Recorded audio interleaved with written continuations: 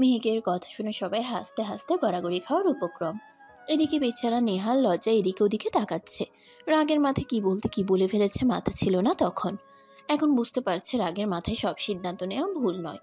বাড়ির বড়রা সবাই মিলে সিদ্ধান্ত নেয় একদিনে আশা আদনান মেহেক নেহালের বিয়ে দিবে।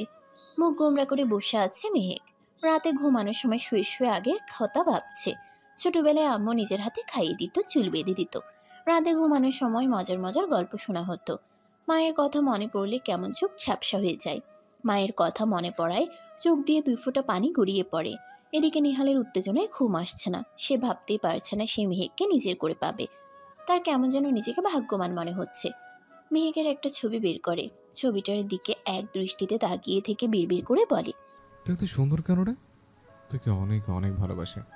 সে ছোট্টবেলা থেকেই তোকে ভালোবাসে। তোর মায়ায় পড়ে গেছি আমি। এত মায়া কেন? তোর মায়া ভরা চোখে তাকিয়ে আমি মায়ে পড়ে গেছি জান। অনেক কষ্ট দিয়েছি না? তুমি যা বলবে তাই করবো পাখি। তাও আমার হও তুমি। আদনান আর আশা ছাদে দাঁড়িয়ে আছে পাশাপাশি।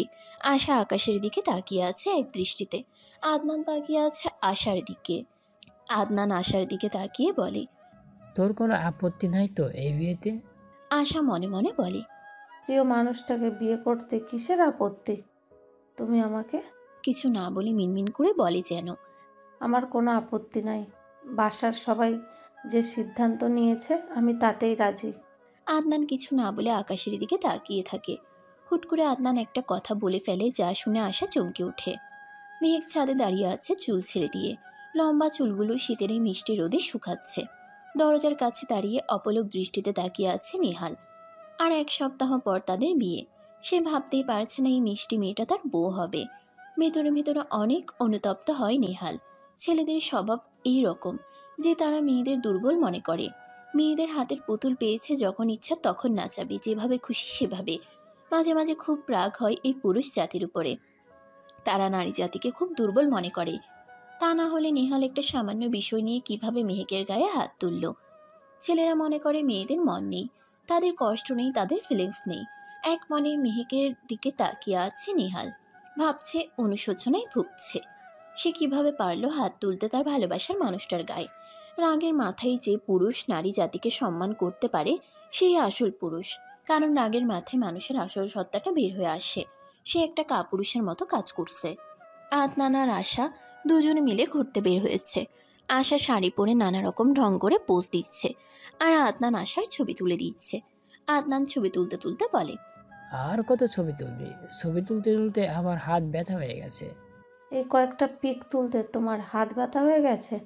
প্রায় 70টা ছবি তুলেছি, আর কত তুলবো? মাত্র 70টা ছবি? ওরে, একটা মানুষের এত ছবি তোলা লাগে?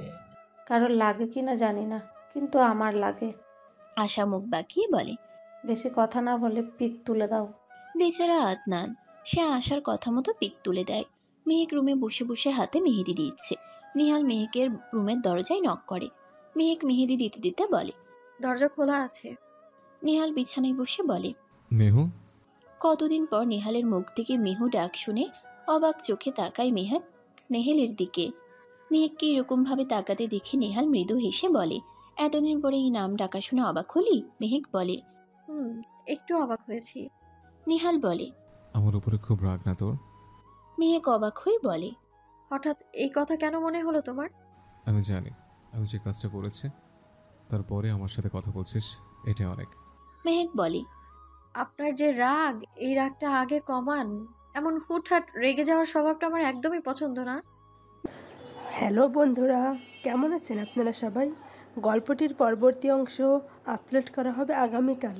আর হ্যাঁ, গল্পটি কেমন হলো তা অবশ্যই কমেন্টে জানাবেন। ভালো থাকবেন বন্ধুরা।